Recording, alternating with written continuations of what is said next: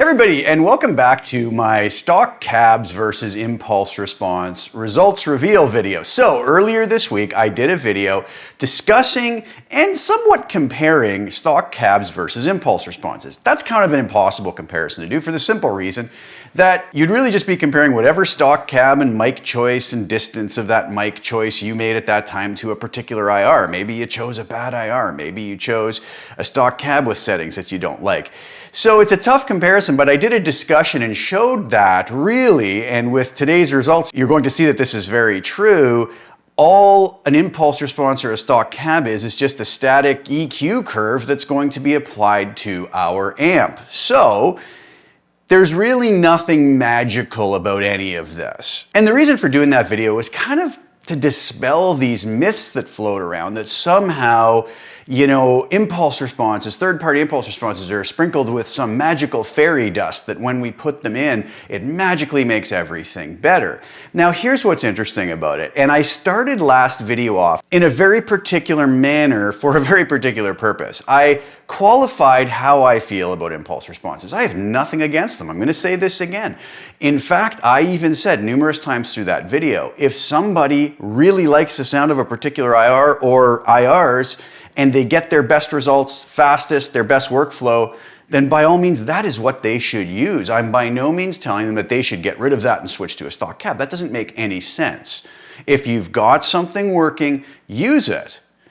But the problem lies in most folks who are very much in favor of using impulse responses automatically trash the stock cabs, say they're no good, they all sound this way, they all sound that way, they have a mid bump, they have a mid cut, they have a no low end, they have too much low end, and the reason you get that is because if you actually go through all the stock cabs with all the different mic selections and all the different distance controls, you can get such a vast array of tones, but I think a lot of times people haven't gone through all of them and they've just kind of written them off after one or two uses, right?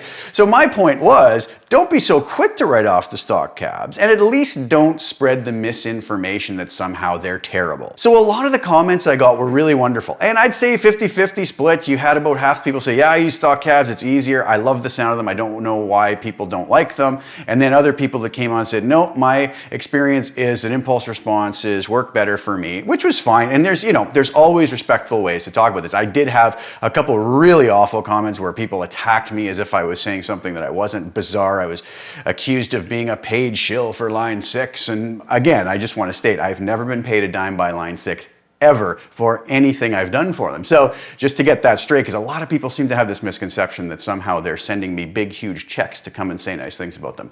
Nothing is further from the truth. So now that we've got that cleared up. So there was some really awful comments too, and I just ignore those and usually just block, that's the end of that. They're not going to be dealing with that nonsense anymore. If you want to have a respectful discussion, it's always fine.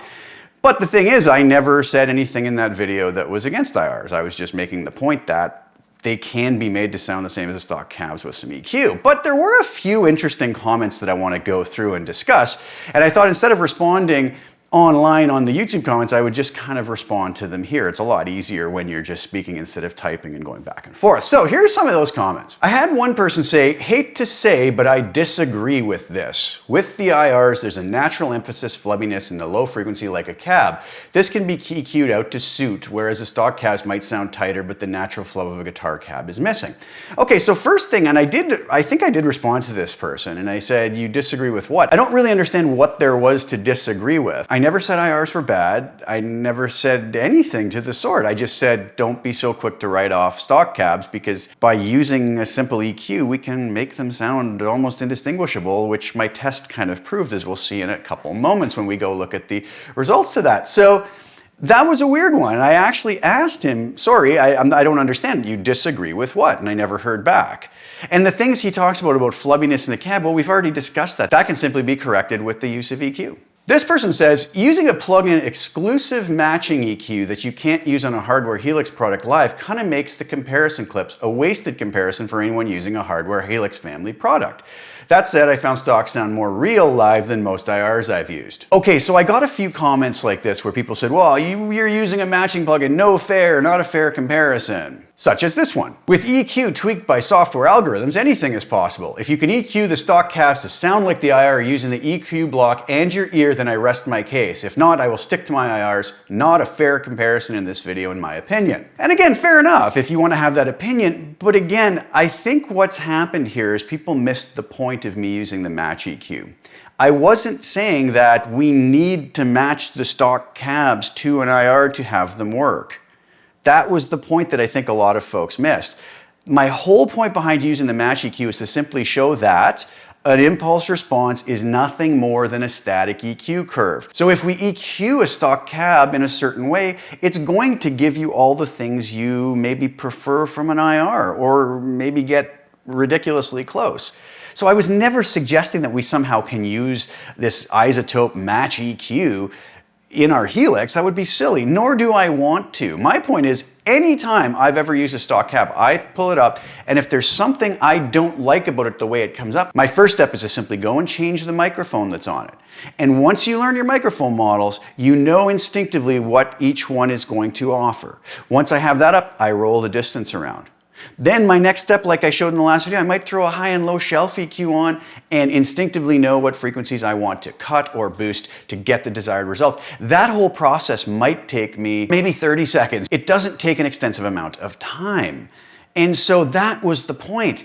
The other point is I matched the stock cab to an Ownhammer 412 in the last video.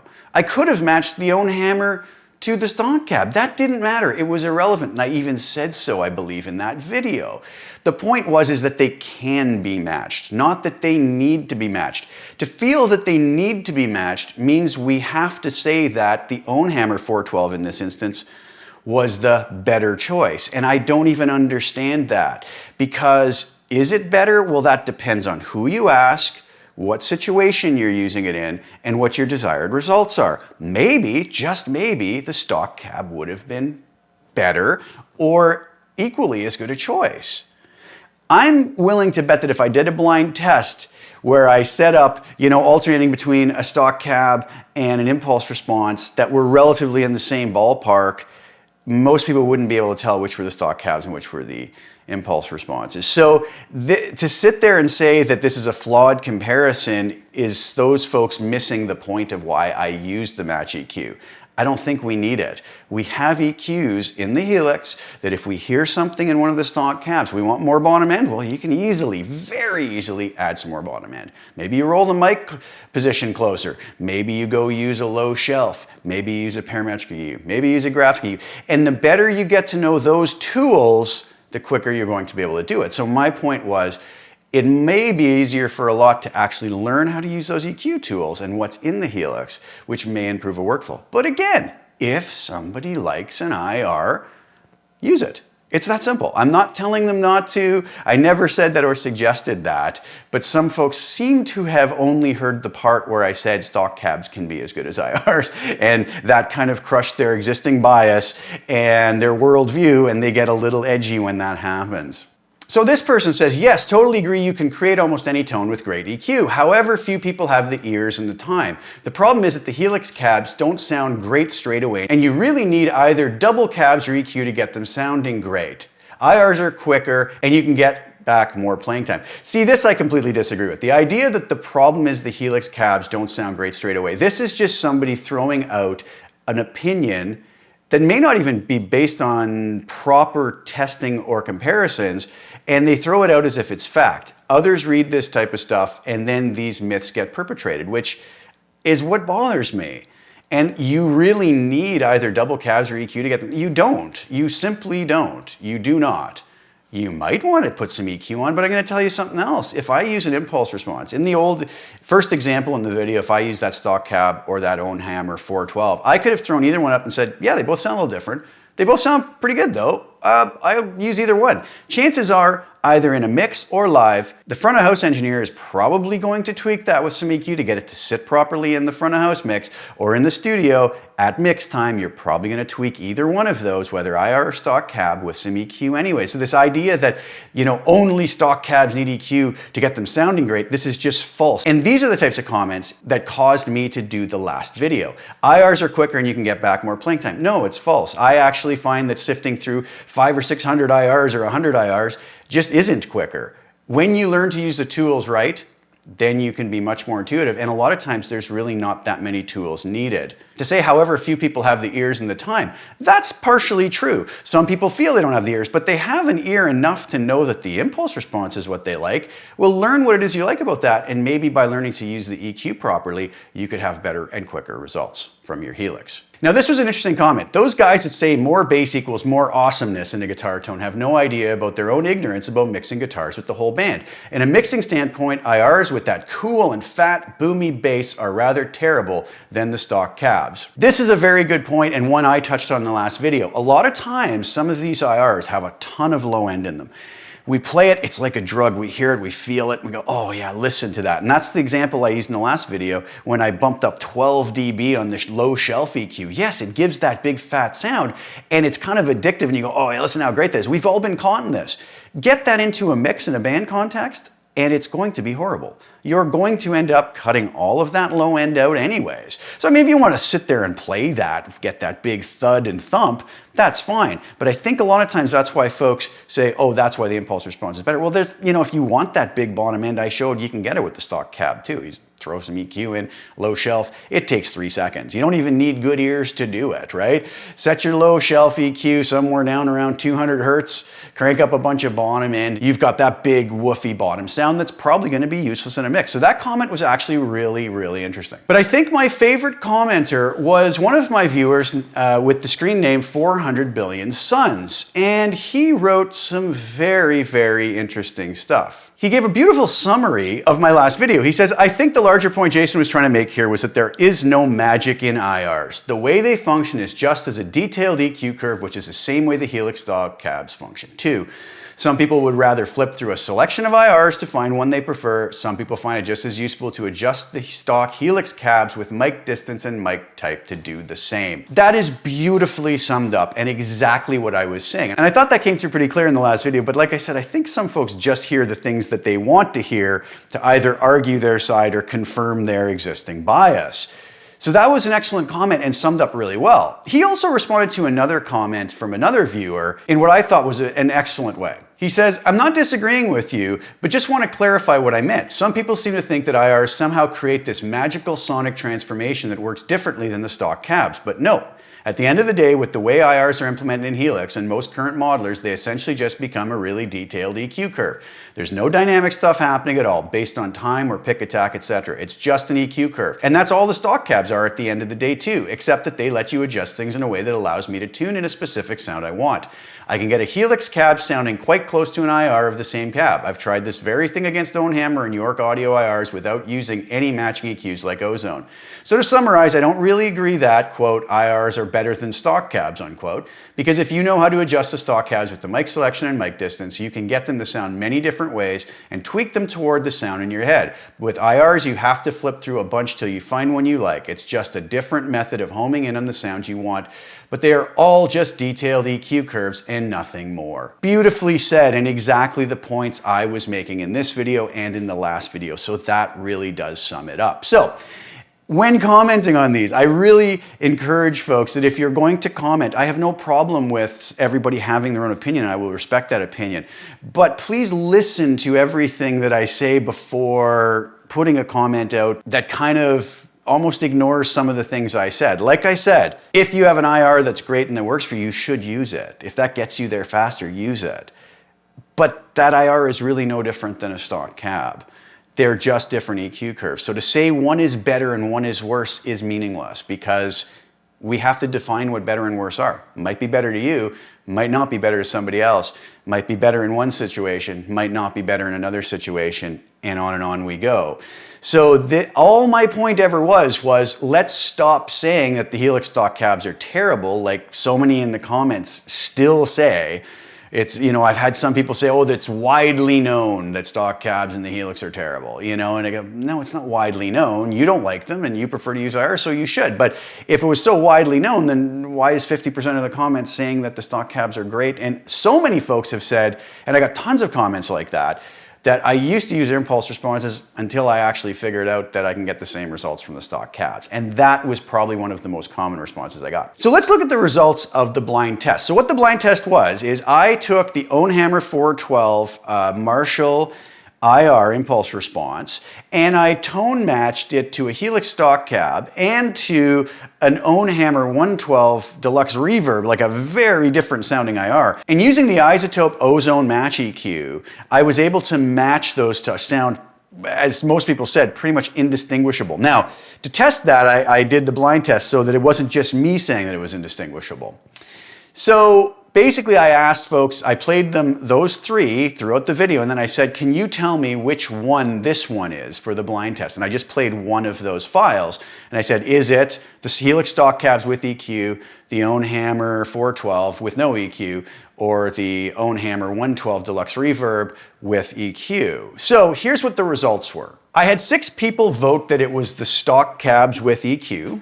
I had 2 people vote that it was the Ownhammer 412 with no EQ, and I had 9 people vote that it was the Ownhammer 112 with EQ.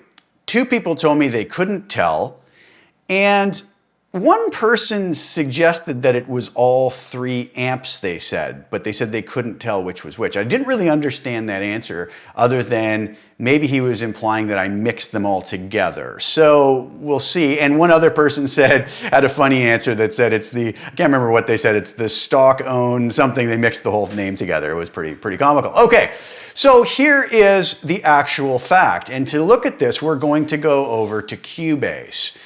So here I am in Cubase. What I did was something actually a little bit dirty and dishonest.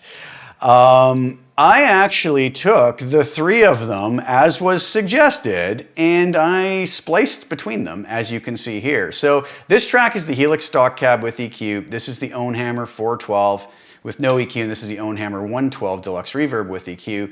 And I basically just took those, cut them, and it switches as you're listening to that file from the Helix Stock Cab at this point to the Ownhammer 412, at this point to the 112, back to the 412, back to the Helix Stock Cab, back to the Ownhammer 412, and back to the Ownhammer 112. So it switches back and forth throughout that. And from what I can tell, only one person maybe got it, but I don't even know if that's what they were actually saying. Nobody figured this out. So it switched seamlessly between those, and nobody was really able to tell, as I kind of figured they wouldn't, which shows you that, I think, shows the EQ did a great job matching these up, and really kind of proves that, you know, these IRs are just nothing other than an EQ curve, right? Again, that's not to say you shouldn't use IRs, but if you do learn a little bit about throwing an EQ on really quick just to get, not to match them, but just to get what you're looking for out of it. You know, this stock cab doesn't have enough low end. Okay, well, throw an EQ on there and give it some low. It'll take you 5 seconds if you know where to pinpoint it. And if not, then you can go sift through IRs. But again, as it was pointed out before, I don't know how that's really time saving. Got to go sift through IRs. Now, if you already have an IR that you know works and it works perfectly for you, then there's your answer. You should use that. But at the same time, as this has proven, that could still be matched or made to sound really close in the Helix. And it's not really rocket science to do so. So let's take a listen to this. First of all, let me get rid of these. And I'm going to go back to our original examples just so folks can hear it. So I'm going to turn the EQs off for now. So here again is the Helix Stock Cab, and I'm going to switch through the Ownhammer 412 and the Ownhammer 112 as it's playing so you can hear what they sound like back and forth. So this is all of them with no matching EQ on them.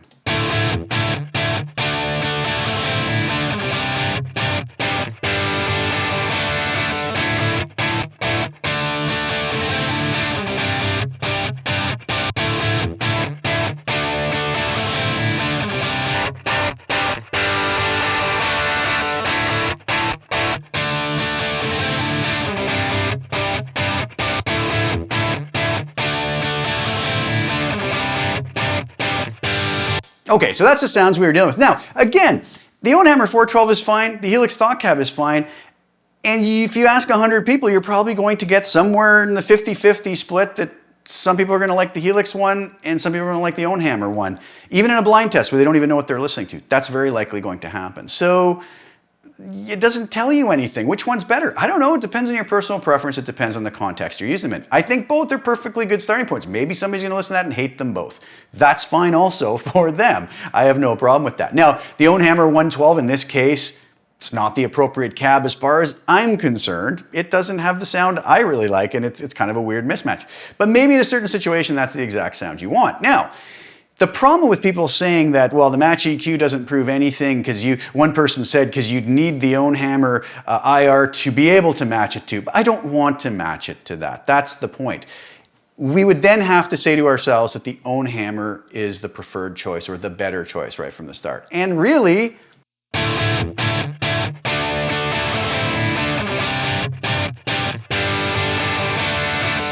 they're just different, right? There's a little more high-end crunchiness.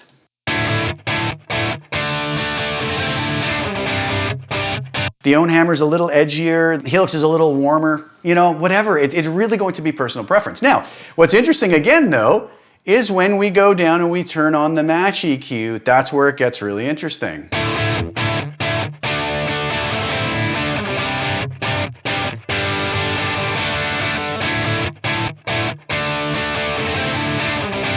Where it becomes very hard to tell them apart. And like I said, that was proven with our example here. Now what I'm going to do is I'm going to play you through the file you heard in the blind test, and you're going to see it'll switch from Helix Stock Cab to the 412 Own Hammer, 112 Own Hammer, and through as you see it here. And this is what that sounded like.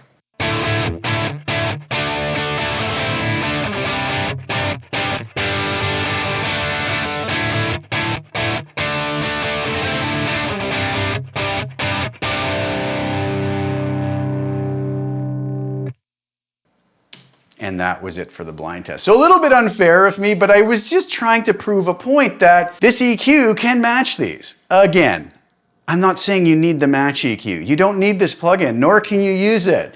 But the point is, if you hear something in a stock cab where you go, well, that's too thin sounding, it takes 2 seconds with an EQ to make it not so thin sounding, or by adjusting the mic, or by adjusting the distance of the mic.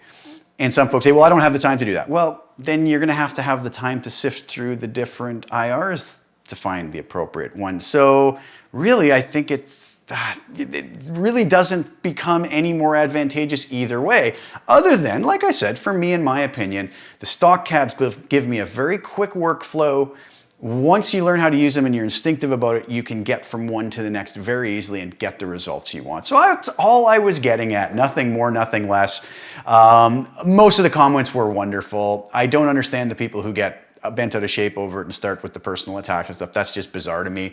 But it seems like that's the world we live in now, and doing the YouTube thing, you can't avoid that. And it's just a matter now of ignoring and blocking these people when they get too out of hand with it. So it's unfortunate, and I wish people could keep it more civil, but it doesn't seem to work that way nowadays. Anyways, that was a fun test. I hope you guys sort of understood where I was coming from with it. And like I said a million times, if you have your favorite impulse responses, please use them. They're great. There's a lot of great companies making great impulse responses, and I love to see people support these companies because they do good work. All my point is that the stock cabs aren't as bad as people make them out to be. In fact, they're very, very good.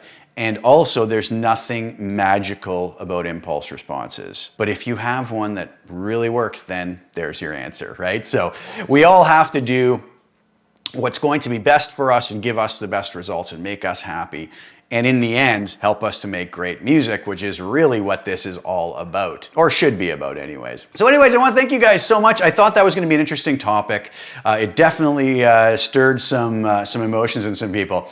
And maybe that's a good thing. It's always good to have respectful discussion, but we have to always keep that respectful. So thanks so much for tuning in, guys. Please like the video, share it with anybody who you think would get some enjoyment or use out of it. Subscribe to my channel, hit the little bell notification to get notified when I put new content out. I'll be back really soon with some more. Thanks again so much for tuning in. Ciao for now.